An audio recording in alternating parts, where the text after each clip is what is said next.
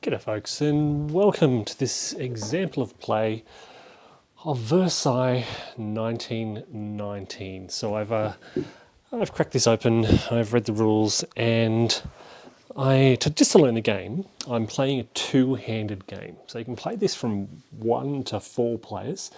There are solitaire rules, but solitaire rules are a bit tricky. Even the two-handed rules, you've got a third player. The three, it's really, I think, it seems to shine best at 4, then I think maybe 3. Even with 2 players, so I'm playing as the French on my left and the British on my right. And even then I have to play with a neutral American player. And I'll show you how that works. US player that is controlled by both powers. Okay, so I'm kind of going to go through a typical turn and explain how things work. It's not an overly complex game, but as I said, I'm still kind of wrapping my head around it as my first playthrough. So what are we looking at here? These are the issues that are on the table. There are 2 issues on the table: what to do with Mesopotamia, or what to do with Ukraine. Okay, the cubes you can see are effectively the influence cubes that nations have over this issue. So in this case, the French, with 2 cubes, are dominating the issue. And they will, when this is resolved, determine the outcome and get to determine what effects this have, whether it's a French mandate, UK mandate, or independent. Okay, so the winner of the issue determines what row to resolve. Over here in the Ukraine, the US is leading the issue. Because they're kind of not quite neutral, but because they're almost a bot controlled by neither player, whoever's turn it is, at the end of each player's turn, they perform actions for the US, and whoever resolves the issue for the US gets to determine kind of what happens on that issue. We then have, whenever an issue is resolved, we also resolve the conference event over on the left here. And everything else that happens, everything up here, these are pending issues. This is the waiting room. So these are issues that will come to the table in the future. And these are the crisis events that may come to the table in the future as well. And over here is kind of the admin section. So we've got the state of the world. So we have some developing crises in Europe, developing crises in Africa. It's still early game. That's why they're pretty much on the left. And these are the exhausted influence markers from the French, the British, and of course the neutral US. This track here is the happiness marker. Nations want to keep this high, stop it from going low. That's the crux of it. Let's play through and I'll show you how it goes. So it is the UK player turn. They're running a bit low on influence markers. I am mindful of that. At the same time, the pesky French have just convinced the Americans to exert their influence over the Ukraine issue here. Okay, so from the British perspective here, they must resolve a political action and they may resolve a military action. The political actions are place influence cubes, reclaim influence, and military, or settle an issue. Now, they're not winning either of these issues. They definitely don't want to settle that. They could settle this in the American favour, but then it's kind of like they've exhausted their effort for nothing. The French, I think, have been outmanoeuvring them a little bit early game. We've only had 2 issues resolved thus far, as you can see, but the French have the upper hand. So the British want to continue to exert their influence over issues. Now, they'd like to win this one. I'd like to win both, to be fair.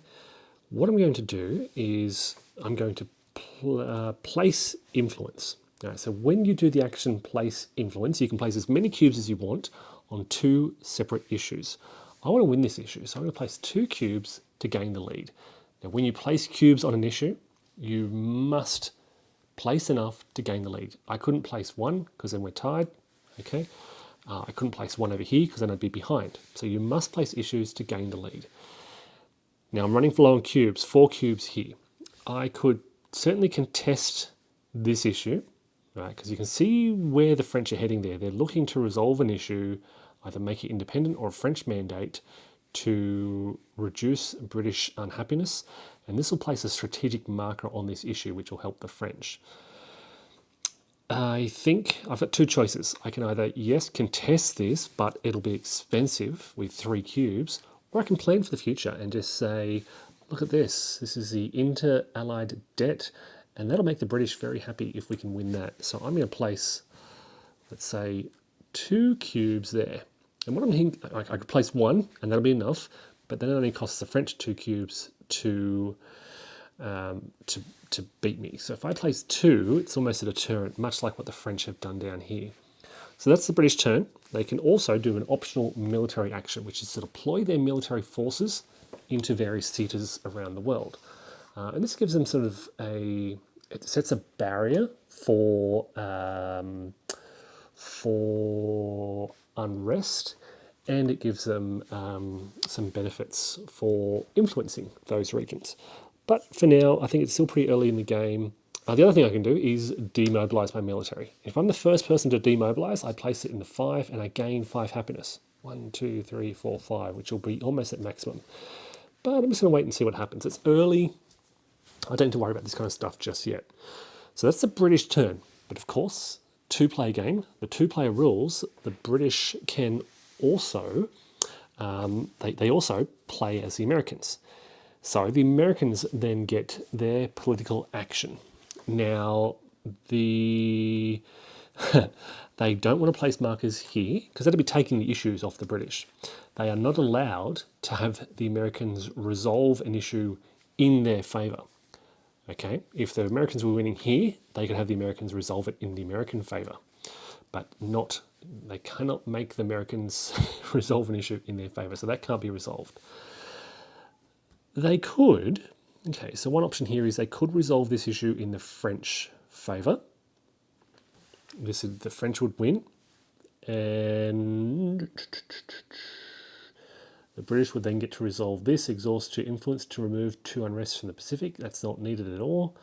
They would then, the British would get to pick the next issue to come down, and that's advantageous as well. So as I said, they've been investing in these future issues. So if they resolve this French issue, noting that they don't want to commit to it, then they could say, all right, the next issue will be this inter-allied debt where we're currently winning, where if we continue to win that, it'll increase British happiness. Not a bad idea. The alternative, right, so they can resolve that French issue. They can't resolve that one. The alternative is to place, American influence to remove it from the French. That is an option. That is an option. And noting that this will give the French, potentially give the French a strategic boost and increase British unhappiness and increase unrest in the Middle East, maybe that's what we want to do rather than resolving it.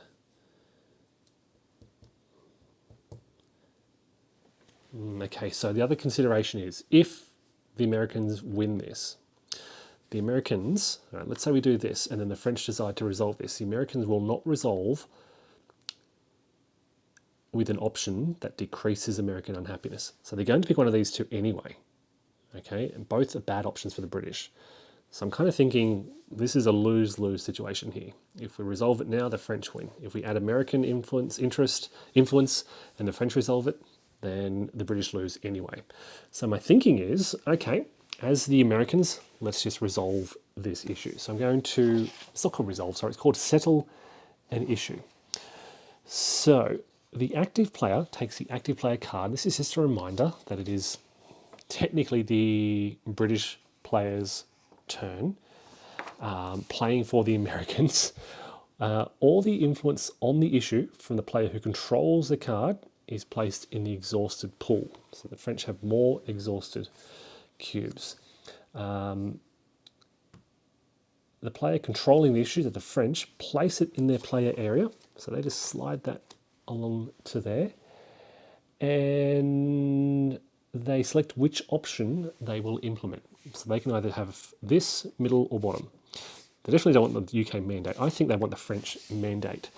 So that adds a French Empire marker. It decreases British happiness, and it increases Middle East unrest. Okay, so we've got a French mandate in Mesopotamia. Okay, so that's part of the resolution. We then resolve the conference event. So we look at the bottom half here. You can see in the conference area, this is conference, this is what we're resolving. And this says optional, we can exhaust to influence and remove to unrest from the Pacific. And again, don't really care about that, so I'm not going to do it. We just discard it. All right, bearing in mind, and that was, I should point out, if there was a cube on it, the player with the cube decides how it's resolved. If not, it's the active player. So this is the British deciding they don't want to do that. We can then advance an issue. Okay, so the active player chooses one of the issues in the waiting room, one of these three. We're ahead on this one, so I'm going to bring that down to there. All influence cubes on the issue move with it. Then I choose one of the two events. All right, so this one will be optional, take a deploy action and then gain 1 happiness, or exhaust to influence to remove a powder keg. There are no powder kegs in the regions yet. I'm going to take this one because when I move an event down to here, it has this little influence reminder here. That lets me place a free cube there, which means that I'll be the player, the British will be the player to resolve this optional event. Take a deploy action and then gain 1 happiness. With that done, we then choose. We have a choice here. All right, so we can either, there are 3 cards in the discard pile, it's still early game. We can choose top, middle, the first, second, or third card to go here, or we draw 2 cards from the deck and choose one to go. Now, as a British player, I'm going to think, are any of these really beneficial to the British? That's definitely bad. That could be good. So some of these issues could be good for the British. That's a British Empire token, if I can win it. But, okay, so the problem is it'll cost me influence cubes to dive into this discard pile. The top card I can play for free. And it doesn't hurt the British at all. German trade in Europe. It's a kind of card that the French will probably try to invest in to stop from becoming unhappy, but it's the one that I don't really care so much about. The other option is draw 2 cards from the top. And I'm kind of thinking this could be a healthy distraction for the French. The risk of them losing 2 unhappiness means they may invest in this just to stop that from happening. So I'm going to pick this card. It's from the top, so it costs me no extra influence cubes to place. I then, all right, draw the top event card, place it here, and now we resolve the top here. In this case, it is our first uprising check. Okay, so an uprising check is a specific part of the game. First of all, is there a region specified on this? This is Billy Hughes, Australian Prime Minister. Is there an uprising specified? No. Unrest, uprising check, no region specified. If none, then we check the regions whose unrest markers are the highest. In this case, it's either Europe or Africa. If there's a tie, it says use separate die rolls for each region. So I think there are 2 unrest checks to be made. So the column containing the unrest counter establishes the unrest level for this region. All right, so this is the unrest level. No unrest checks are made when in rows 1 or 2. So we're up to row 3, and basically no player has any military forces, so there'll be no modifiers to the rolls. An unrest check is successful if it meets this result or more. So we need 6 or more for Europe, fail. 6 or more for Africa, fail. So the unrest checks, no uprising occurs, and the unrest check ends there. Okay, that is the end of the British action.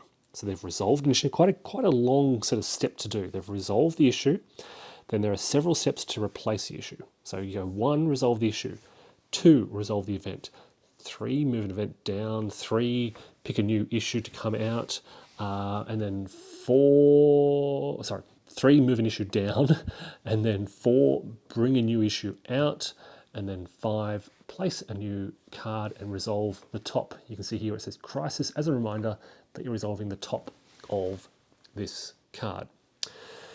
Now, of course, we have the neutral American player.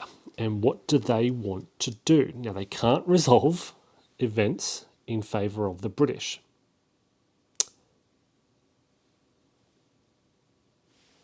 So they will place some influence markers. And they're going to play, the British are going to say, all right, we are going to play 4 influence markers here. They can place influence markers on 2 issues. And we're going to place just the 1 influence marker down here. And the reason I'm doing this is because if the Americans win this issue, they will not, as the bot, they won't pick an issue that decreases American unhappiness. So they will pick this, which hurts the French. All right, so the British are saying to the French, this event's going to hurt you unless you do something drastic, which is going to frustrate the French. We also want to make sure that the neutral American player doesn't win the game either, but that's a different issue. Okay, the British are very low on influence markers now. Now we switch back to the French. It is the French player turn, and they are in trouble. They're not winning either of these issues. Having said that, this increases their happiness as well, so they don't care. They say, all right, well, the British can win this, and yeah, whatever.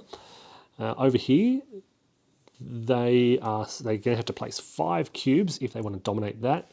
They're not going to worry about it. So they're looking up at these issues up here. And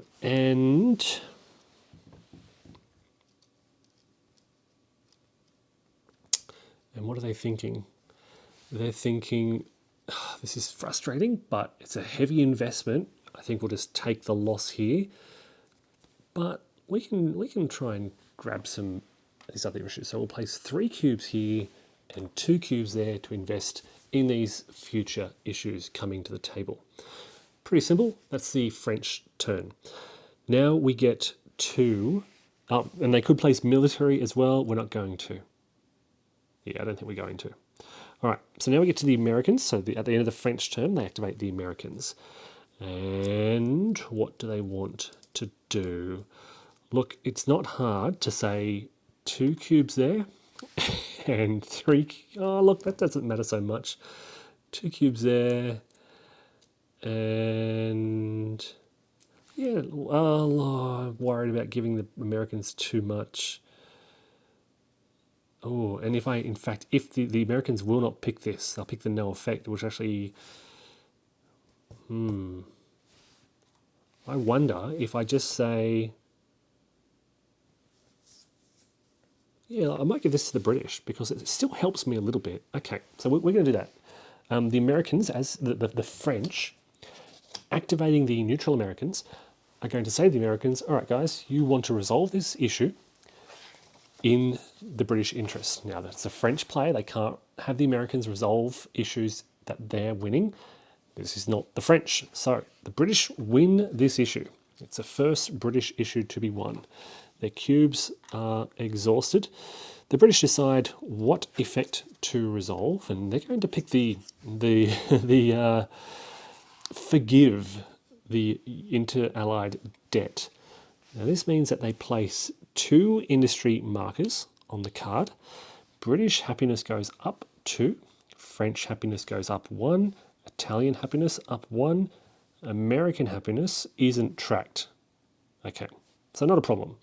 We're not tracking American happiness in a 2-play game. They just won't pick, the restriction is they won't pick an option that reduces their unhappiness. Okay, that's it. We then flick to the event. Right, so the French are the active player. They would normally resolve an event, but this has a British cube on it. So in this case, the British resolve the event. That is exhausted. The British can optionally take a deploy action and then gain 1 happiness. Okay, so deploy is a military action. It's a military action that just deploys their military forces. Where is it? Deploy, place, take. They may as well do this. I mean, the actions available. It's really the gain 1 happiness that I like on this card. So there's a lot going on in Europe. So I'm going to place a marker in Europe.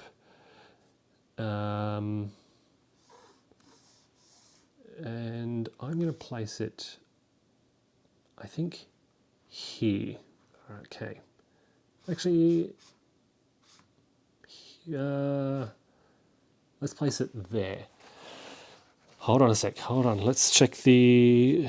What, exactly one military unit can be placed in a region.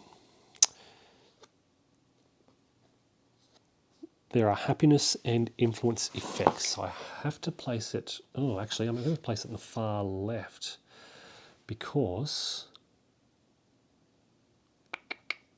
I have only got one influence cube left, and there's an influence cost to placing here. You know what? I'm going to place it down in Africa, and I'll try and get my influence cubes back. So I place that there, and I gain one British happiness, and that's now discarded. Okay, so that is the issue resolved and the event resolved. The French now get to advance issues and event cards. What issue do the French want to advance? It's either this one or this one. Definitely not this one, but it's been one of these two. They're ahead on both by just one. I think this one's really more important. So I'm going to bring this down. Okay.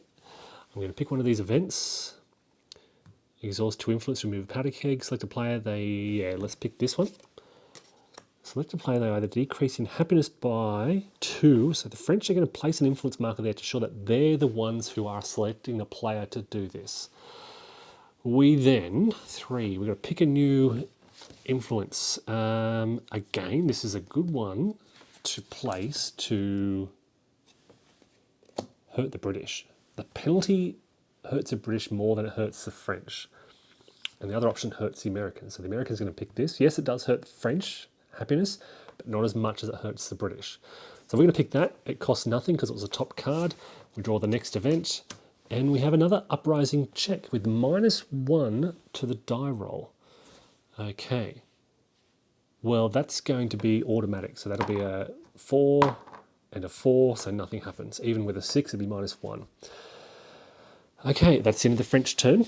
Now, again, they can do things...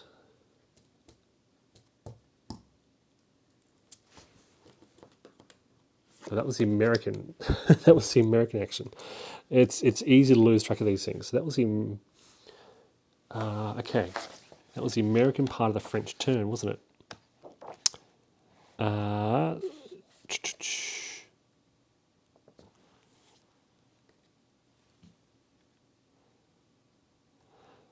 When resolving events, the player's turn makes decisions for the USA.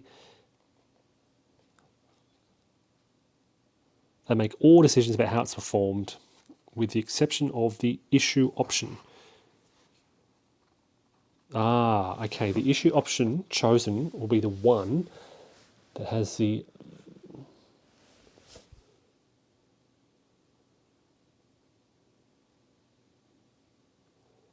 Anytime an issue is settled and the USA wins, the issue option...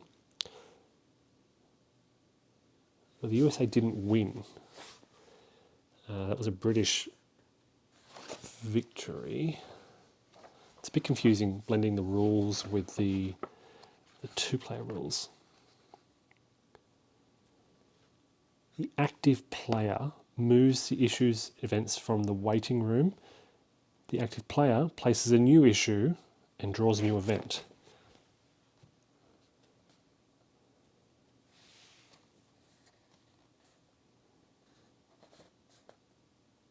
Yeah, no, I think I've done that correctly. The active player makes all these decisions. So the French player are done. Now it's back to the British. Now the British are ahead here. So they're going to resolve this issue. They're running very low on cubes. Now the Americans lost this issue, so they get back half their cubes rounded up, only half their cubes rounded down, I think, is the rule. The other players with influence on the issue place half their influence rounded down into the exhausted pool. Yes. And then the British win this issue, and they get to pick what row they want to resolve. Tempting as it is to hurt the French, I think we'll go for some independence. Okay, so we're going to pick an independent Ukraine. That gives us our anti-Bolshevik point. It gives us a self-determination strategy point, but it does increase European unrest. Okay. Now we resolve the event. Now again, the French have the cube here, so they get to determine what happens. Select a player. They're picking the British. The British must either decrease their happiness by 2 or add 2 unrest to the Pacific. Well, the British are just going to say, well, we don't want to decrease our unhappiness, we'll do that. Back to the British player. They're the active player. They pick an issue to advance. What are we going to pick? Let's pick this one because this hurts the French. Then we pick an event, reduce unrest in Europe by 3. It's optional. Yeah, we'll do that. Then we draw some new events. Each player loses 1 happiness per deployed military. Only the British have a deployed military, so they lose a happiness. And yeah, let's bring this card out. It hurts the French. The Americans will pick one of these 2 options, not the anti-American one. That's a good way to go. Now the British, controlling the Americans at the end of their turn, they're going to place some American cubes. They're going to place some American cubes here and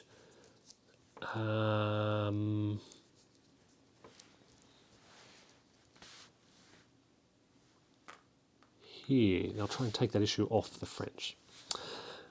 Okay, so as I said, this is still early game, but hopefully that gives you a very quick sense of gameplay. We're now at a point where the French and the British and nearly the Americans have exhausted their cubes. And so the third, in fact, on the French turn right now, because they're not winning either of these issues, their action is going to be to reclaim their influence and military. So when selecting this option, you may take up to 6 influence cubes from your exhausted pool and return them to your available pool. You may take back any military units. You must reclaim at least 1 influence or military. And that's their action. It's just taking those cubes back. They get to play as the Americans as well. What do they want to do? Look, let's resolve this one. So they're going to say the Americans want to resolve this issue in their favour. We put American cubes here. The British get half back, half there. The French get half rounded up back, 1 there. The Americans resolve this, so they're not going to pick the top option because that is American unhappiness. The French then get to decide which of these 2 options. Well, they don't want the Americans to pick the French unhappiness box, so they're going to say this one. European unrest increases, and the Americans gain a self-determination strategic marker. So pretty balanced so far. Looking at the victory points, I think there's 8 for the British, 8 for the Americans, and 11 for the French. So the French are making some good decisions here. We then resolve the event, and this is optional, reduce unrest in Europe by 3. It's a French option.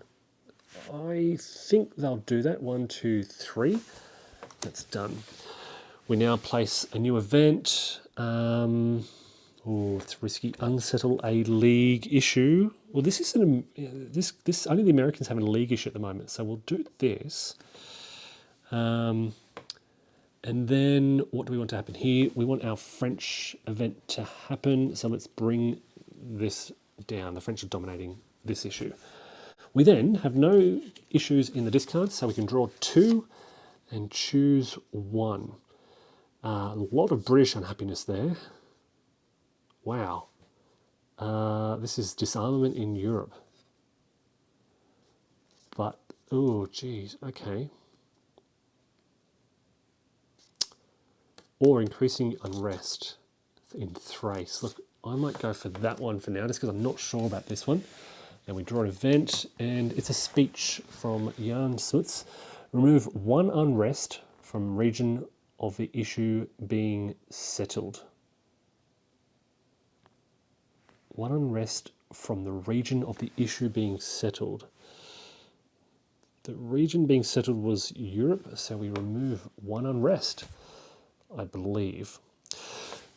The French then get to do the American turn, and they are also going to, I believe they can do this, take some American cubes back. 2-player rules. If the player cannot take, oh, they can actually. They can do this. So the Americans are going to go 1, 2, and place their influence. All right, folks, I will wrap it up there. Next turn, the British are going to have, no, maybe they have some options, but there you go. That's the flow of the game. You have a player turn. I'm going to put this here to remind myself that it is a British player turn. You pick a political action, usually placing cubes or resolving an issue. Once you run out of those cubes, you are returning cubes to your supply, which the British look like they're about to do as well. You're in a 2-play game. It's very much back and forth with the Americans as a kind of third option here. These are the